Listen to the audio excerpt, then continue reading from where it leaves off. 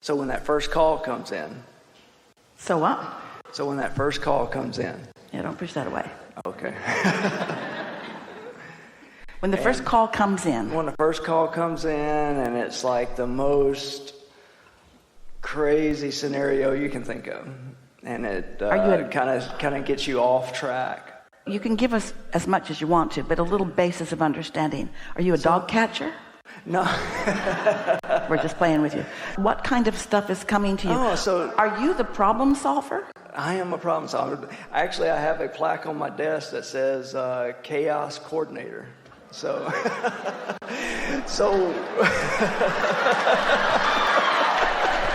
well, we're not unhappy about you being assigned the label of chaos coordinator, because do you know what you knew that you were going to do when you came into this physical body?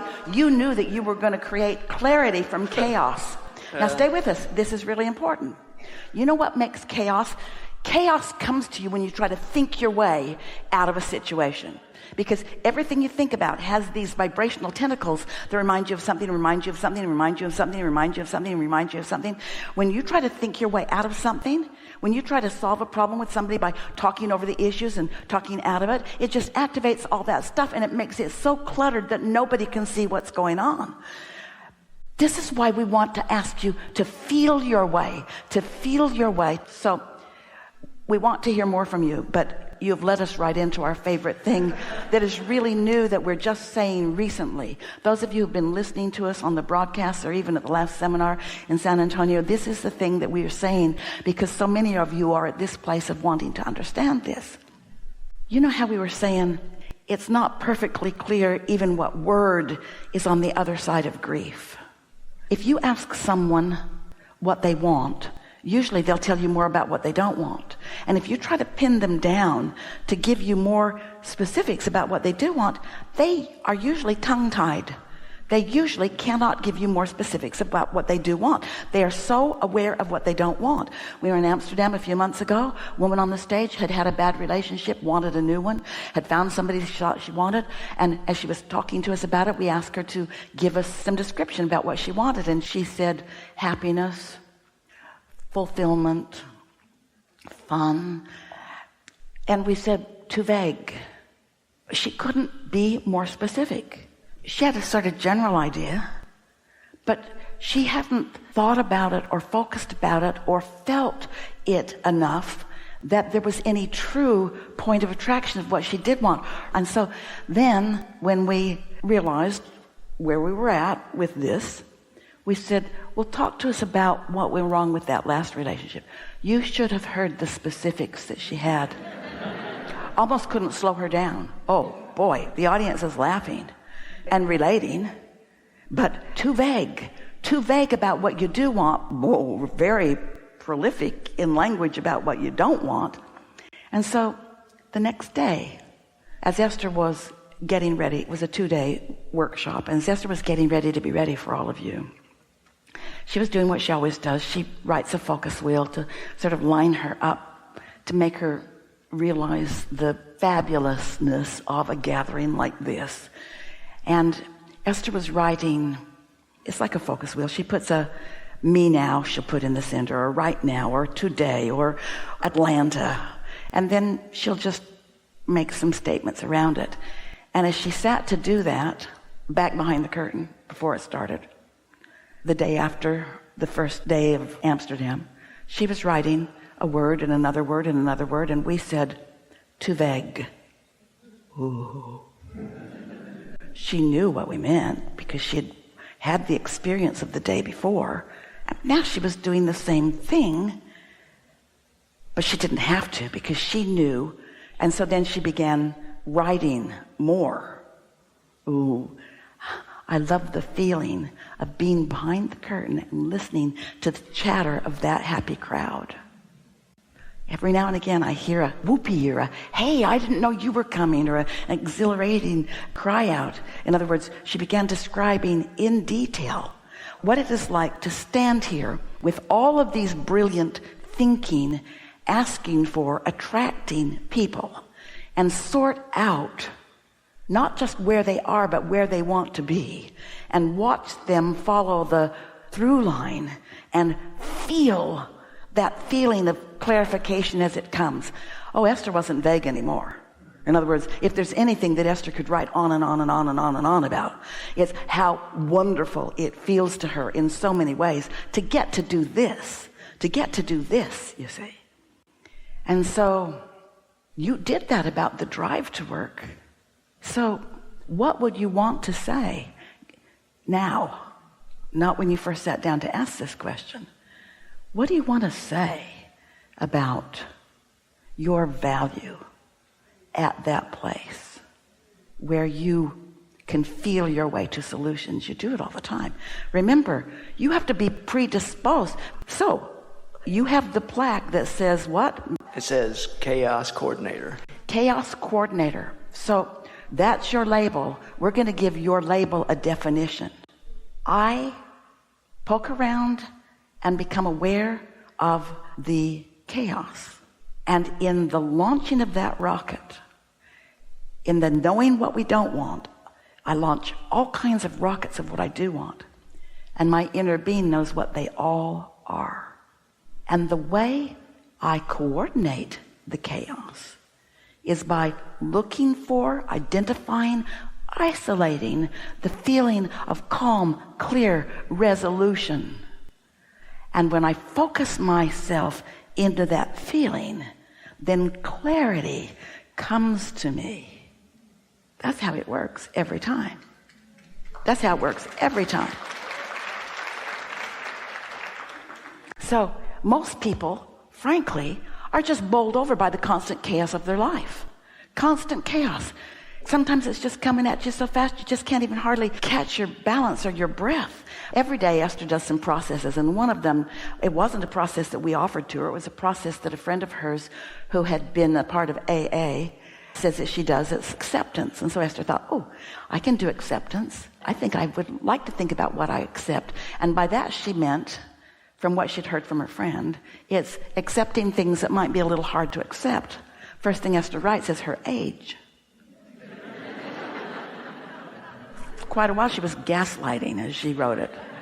But after a while, she started saying things like, I accept, I embrace how long I've been on the planet in this body, playing with all of the people that I have and am playing with.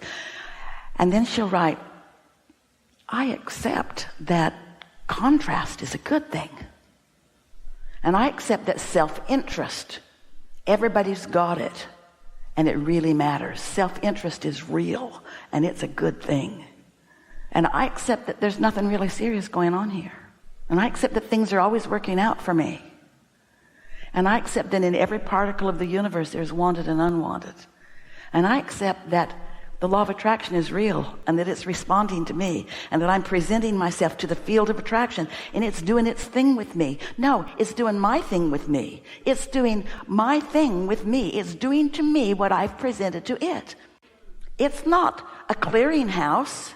It's not my mother. I'll fix that for you.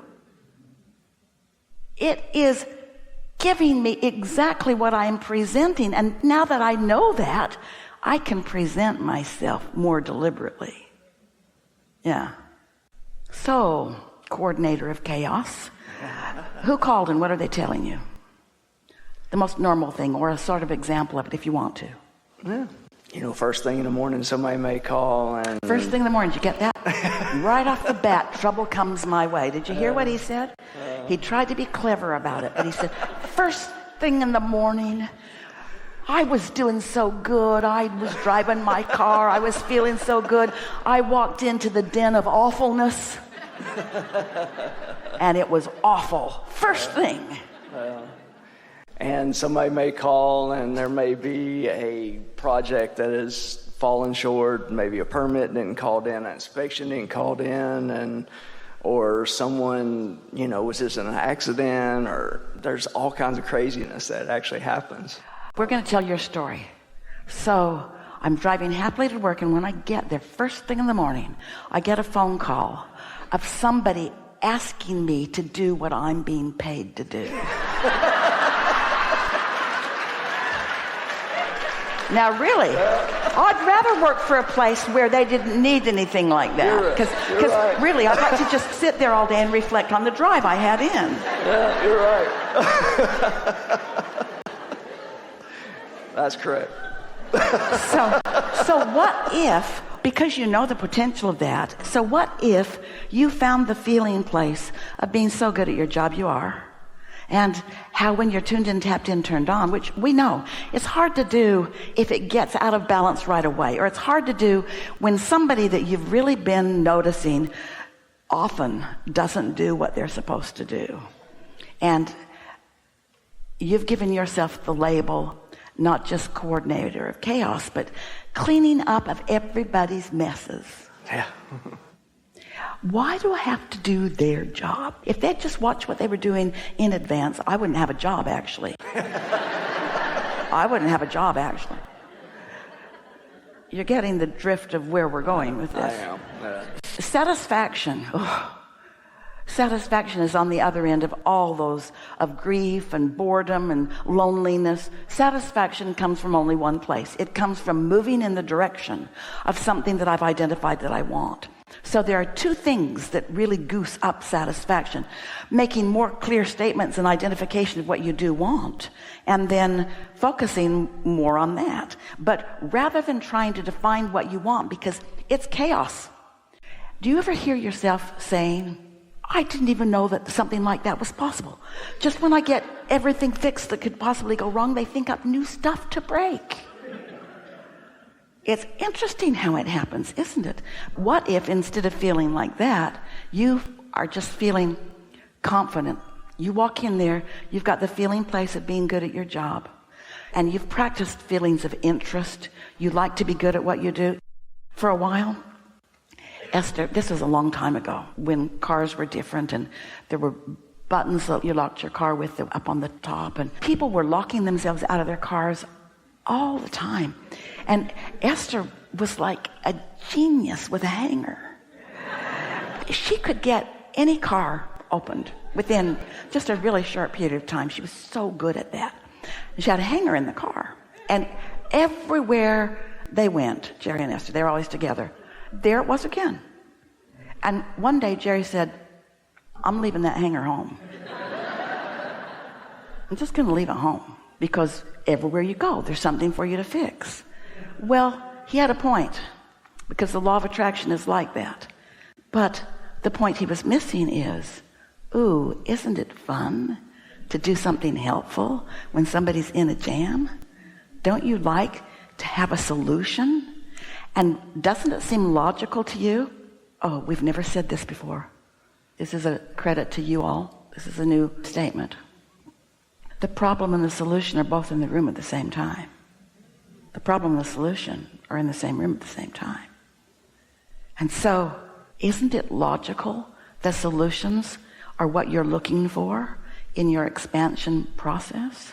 This isn't a flaw with your job or a bad thing with the job. This is you getting to be the creative genius that you are